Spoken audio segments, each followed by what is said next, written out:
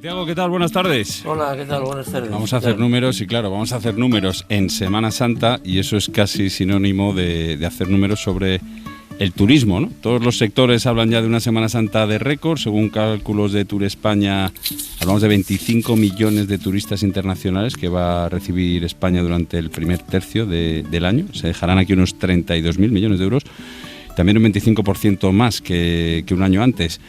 El turismo, Santiago, no sé si decir, no nos queda más remedio, sigue siendo el gran valor al que se agarra la economía española. Desgraciadamente sí. Desgraciadamente, ¿no? Y subrayo lo de desgraciadamente. Claro. Mira, un dato que yo creo que nos tendría que hacer meditar. El 70% de todo el crecimiento que tuvo lugar en España en el año 2023 lo generó el turismo. El turismo y actividades asociadas, el 70%. Hay un informe que ha publicado la Fundación BBVA que yo sugiero a todas las personas que nos están oyendo ahora que vayan a la web del BBVA. Es gratis, se puede consultar, que es un informe sobre la productividad y bueno, hay unos gráficos muy bien elaborados. Entre el año 2000 y el 2022, es decir, en 22 años, ¿sí?, la productividad total de los factores en España ha caído el 7,3%. Oye, esto es un mantra contigo, lo de la productividad, ¿no? Sí, España sigue ahí que no le cogimos el ritmo al partido, ¿no? Lo estamos haciendo, leía, incluso peor que Italia en lo que va de siglo. Pues sí. Italia ha caído también la productividad en Italia, el 5,1%. Yeah. ¿Cuál es el problema? El problema es que en España, fíjate que básicamente se hablan de tres cosas cuando se habla de crecimiento, incluso cuando hay los medios medios escritos publican algún artículo, alguna noticia sobre economía en España, siempre sale o una playa o una construcción o una terraza de un bar o algo así. Es decir, hay tres elementos que son turismo, hostelería y construcción, que son, digamos, los que se basa básicamente o fundamentalmente el crecimiento en España. Claro, ¿qué es lo malo que tienen estos sectores? Una productividad muy baja. Esto quiere decir que evidentemente el crecimiento va asociado al número, a la masa. Yeah. Es decir, cuánto mejor irá a España, cuantos más turistas vengan. Porque aunque dejan poco dinero, cuanto más venga, en total más dinero dejarán. Matías, en efecto, ya se dice que somos ya el primer país del mundo. Hay 200 países en el mundo, somos el primero del mundo. Está esta interpretación negativa que comparto absolutamente de Santiago, pero también quiero deciros, si entre 200 países eligen España y lo eligen tan masivamente, algo tendremos de positivo cuando además somos un país autocrítico hasta dimensiones casi histéricas, ¿no? Y es si hay alguien más, porque yo la productividad, que es una palabra, por cierto, muy fea, ¿no?, que suena a tiempos modernos de Chaplin, la culpa de la productividad, Santiago, no está solo en el trabajador, recae también en una pésima organización del trabajo, ¿no? Que va precisamente el Banco de España, cito el Banco de España, pero puedo también citar Eurostat y el Banco Central Europeo, desde hace un tiempo, menos mal, están denunciando la baja inversión de las empresas. Es decir, en España, y el Fondo Monetario Internacional publicó ayer una comparativa de la inversión pública, y España está a la cola de inversión pública, y la inversión privada también, que esta es, digamos, la responsabilidad de las empresas, también está en unas cotas bajísimas. De hecho, no remonta. Aún no hemos remontado la cifra o el porcentaje del año 2019. Entonces, perdona la pregunta tonta del día, ¿no? ¿Cómo se aumenta la productividad? Bueno, pues la productividad básicamente se aumenta de dos maneras distintas. Una, mejorando la organización a través de sistemas de mejoras organizativas, y luego a través de inversión. Lo que pasa es que eso cuesta dinero. Hay que poner dinero encima de la mesa para lo primero y para lo segundo, evidentemente, también. Entonces, claro, si resulta que, y pondré un ejemplo, el valor que España genera es un valor que, entre comillas, no justifica esa mejora organizativa o esa inversión, evidentemente la productividad difícilmente va a mejorar. El ejemplo. En España se construyen muchos edificios y cuestan X, lo que cuesten. Pero ¿cuántos edificios inteligentes, domóticos, se construyen? Muy pocos. Bueno, pues claro, evidentemente un edificio inteligente, domótico, etcétera, etcétera, tiene un valor añadido muy superior a un edificio, pues bueno, de apartamentos de verano. Oye, Santiago, y al hilo de esto de la mejora organizativa, otra noticia que nos ha llamado la atención, se habló mucho en tiempos de pandemia de la dependencia de suministradores y proveedores chinos, y ahora parece que la mitad de las empresas están buscando alternativas a esos proveedores. El 20% de las importadoras españolas ya han sustituido a sus proveedores chinos y el otro 30% está pensando hacerlo este año. Claro, a ver, no sé si recordáis que en los años 80 y 90 y principios de los 2000 hubo una literal carrera de empresas, pero carrera, sí, para instalarse en China. ¿Es verdad? O buscar proveedores chinos, de forma tal que la empresa que no estaba en China o no tenía proveedores chinos era tonta, porque eso significaba, tener menores costes.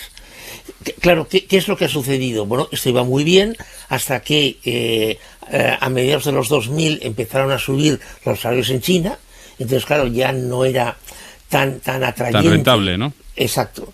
De hecho, a mediados de los 2000 ya empezaron a irse empresas desde China a Camboya y a Vietnam, por ejemplo, porque era más barato. Y ya, claro, el desmadre ya fue con la pandemia, rotura de las cadenas logísticas, interrupción del transporte, disparo de los costes en transporte y luego, por otra parte, ya la tecnología permitía construir, fabricar muchas cosas más próximas a los centros de consumo, con lo cual,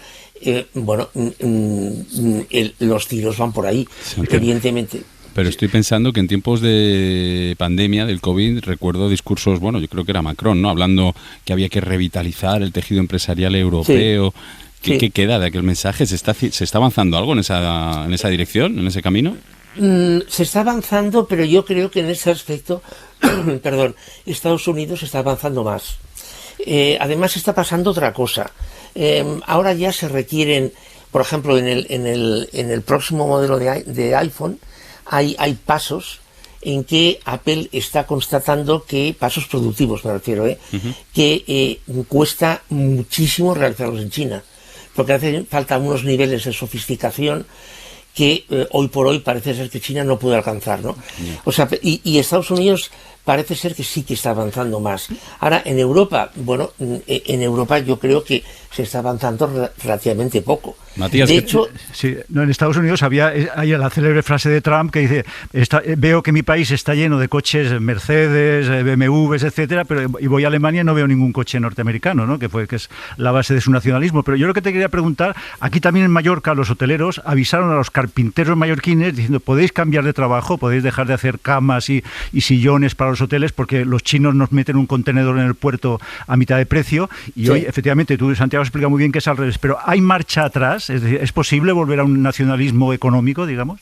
Bueno, un nacionalismo como en 1950, evidentemente no. No porque hoy en día existen una serie de elementos, una serie de procesos que únicamente pueden realizarse o los tienen otros países. Por ejemplo, las tierras raras. Las tierras raras son unos elementos que los tienen una serie de países, China es uno de ellos, que se necesitan pues para hacer productos tecnológicos que todo el mundo los necesita. De todas maneras, lo que sí que es verdad es que la tecnología, la robotización, la inteligencia artificial va a poder volver a un cierto nacionalismo económico. Por favor, subrayo, a un cierto nacionalismo económico. Lo que pasa es que eso va a tener consecuencias. Es decir, si una fábrica francesa, por ejemplo, que deslocalizó a China y ahora parte de su producción y ahora quiere volverla a traer a Francia, lo va a poder hacer, pero evidentemente con muchísima tecnología, lo cual esto va a tener un impacto sobre el empleo, un impacto negativo. Santiago, al hilo de esto de la tecnología que estás comentando, un asunto más que queríamos comentar contigo. Un informe que ha publicado UGT A ver, constata que en contra de lo que todos creo yo que tendemos a pensar, en España, en nuestro país, tener una buena formación en nuevas tecnologías no es ninguna garantía de conseguir un empleo en condiciones. Hay un mito aquí del empleo tecnológico en el mercado laboral español. No, UGT, el informe de UGT, bueno, a ver, por favor, todos los informes evidentemente se hacen pensando en términos medios. No pensemos nunca, no, yo conozco un caso de una empresa, siempre se hacen pensando en términos medios, ¿no? A ver, la realidad es muy simple. Tener una formación tecnológica no garantiza tener un salario ni un puesto de alta calidad. Entre otras razones porque muchas de estas personas se van al exterior. Es decir, en España se da un doble fenómeno. Por un lado hay empresas que no encuentran perfiles tecnológicos, ¿sí? Porque hay españolas y españoles que los podrían cubrir, pero se han ido fuera porque las condiciones de trabajo son mejores, mucho mejores que en España, y por otra parte, personas en España que tienen esos perfiles no pueden acceder, o porque les falta experiencia o porque les piden unos requerimientos que no tienen, con lo cual hay un desequilibrio realmente importante. Es que el miércoles pasado tú hablabas, Santiago, de los extraordinarios beneficios de Zara y Mercadona, por ejemplo, que son dos empresas gigantes, sin duda envidiables, pero dedicadas a la distribución, igual que el turismo, ¿no? Que también la distribución de personas. En cambio, España es el país con menos patentes de Europa y casi del mundo, sobre todo entre los países homologados. ¿Qué pasa? ¿Seguimos estando en el que inventen ellos de Unamuno todavía hoy?